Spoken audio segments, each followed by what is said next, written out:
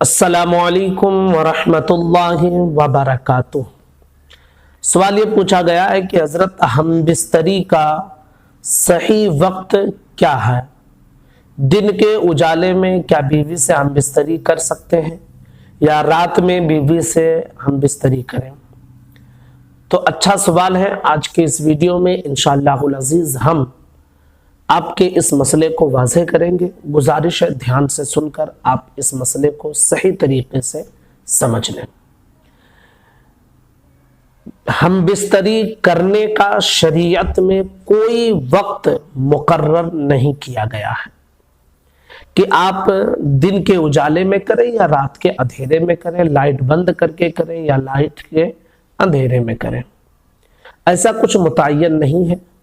शरीयत के नुक्ते नज़र से जब शौहर और उसकी बीवी आपसी रजामंदी के साथ हो तो फिर वो दोनों हम बिस्तर हो सकते हैं, चाहे वो दिन हो और चाहे वो रात हो।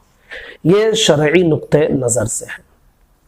लेकिन हमें सिर्फ इस चीज़ का ख्याल रखना चाहिए कि वो नमाज के औकात ना हो कि अगर हम बिस्तरी करें और उसके बाद में फिर नहाए धोएं तो नमाज का वक्त ही निकल जाए, ऐसा वक्त ना हो। और इसी तरह ऐसा वक्त ना हो कि आपको बहुत ज़्यादा देर तक नापाक रहना पड़े, ऐसा भी वक्त आप मुतय्यन ना करें। जैसे कि अब आप ये समझें कि अगर रात में आप शुरू रात में ही जब आप सोने के लिए जा रहे हैं उसी वक्त अगर हम बिस्तर हो जाते हैं तो फिर आम तौर पे रातों में तो इस वक्त कोई नहाता नहीं है।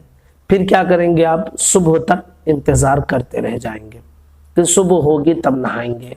तो फिर ये आपकी जो ये रात है ना, पूरी की पूरी ये नापाकी के साथ गुजर रही है और शरीयत इसको नापसंद करती है कि आप ज़्यादा देर तक नापाक रहें। इसी तरह अगर नमाज की टाइमिंग है और आप उस वक्त हम बिस्तर हो जाते हैं तो फिर गुस्ल करें और सब मस्जिद में जाए तब तक नमाज ही आपकी छूट जाए, वक्त ही निकल जाए, तो फिर शरीयत उस वक्त आपको मना करेगी।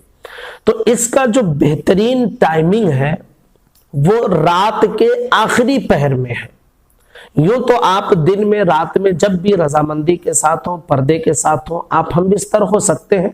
ख्याल आपको ये करना है कि क्या नमाज की टाइमिंग ना हो और ज्यादा देर तक आप नापाक ना रहे, बस इस चीज का आप ख्याल करें, ठीक है। लेकिन रात का जो आखिरी पहर है ये ज्यादा बेहतर है।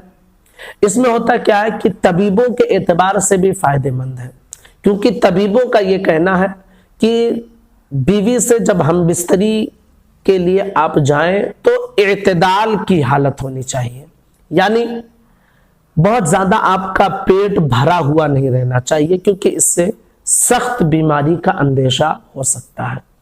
इसी तरह भूखा भी आप ना रहे, क्योंकि भूखे हालत में हम बिस्तरी करने से बदन में बहुत ज्यादा कमजोरी पैदा कर सकती है।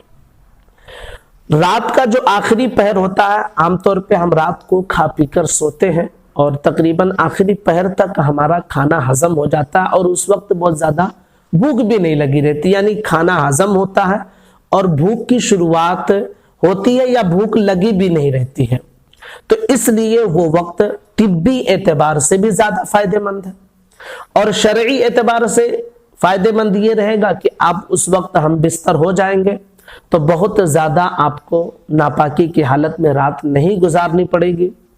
उस वक्त आप फज्र के करीब करीब में रहेंगे तो हम बिस्तर होने के बाद आप नहा लेंगे, गुस्ल कर लेंगे और एक फायदा आपका ये हो जाएगा कि आप अगर फज्र का वक्त बाकी है तो आप तहज्जुद भी पढ़ सकते हैं और फज्र की नमाज भी आपकी जमात के साथ अदा हो जाएगी।